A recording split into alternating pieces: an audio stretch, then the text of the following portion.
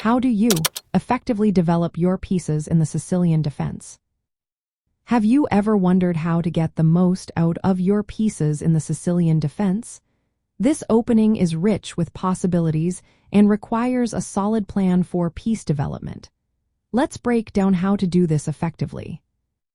The Sicilian defense starts with the moves 1e for and c5. Right from the beginning, black challenges white's control of the center. This leads to dynamic positions, so it is essential to develop your pieces actively. First, focus on controlling the center and key squares. Black should aim to contest the central squares, especially d for and e5. A good strategy is to develop your knights to c6 and f6.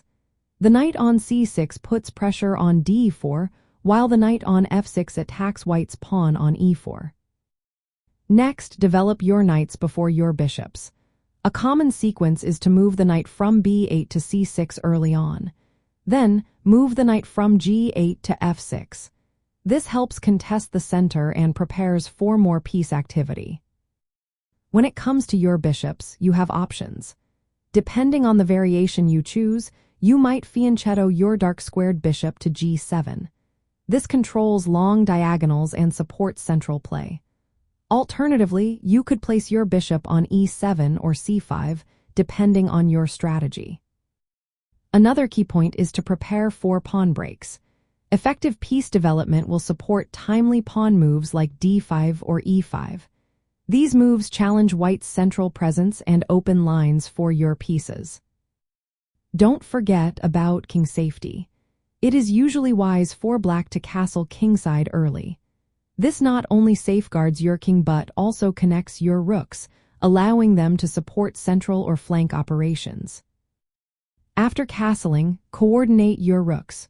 Place them on open or semi-open files, such as the c-file. This will help exert pressure on white's position and support your pawn breaks. Lastly, be adaptable to the specific plans of the variation you are playing.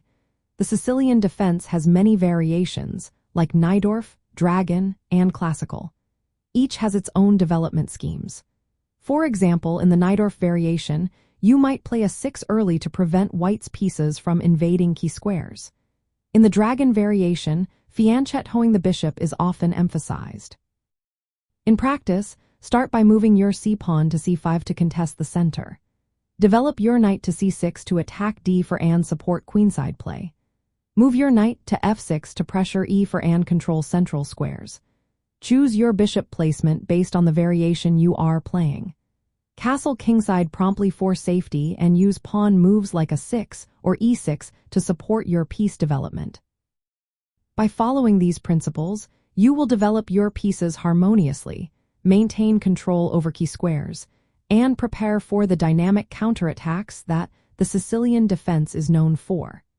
This approach balances defense and activity, giving you a solid chance for an imbalanced game with winning opportunities.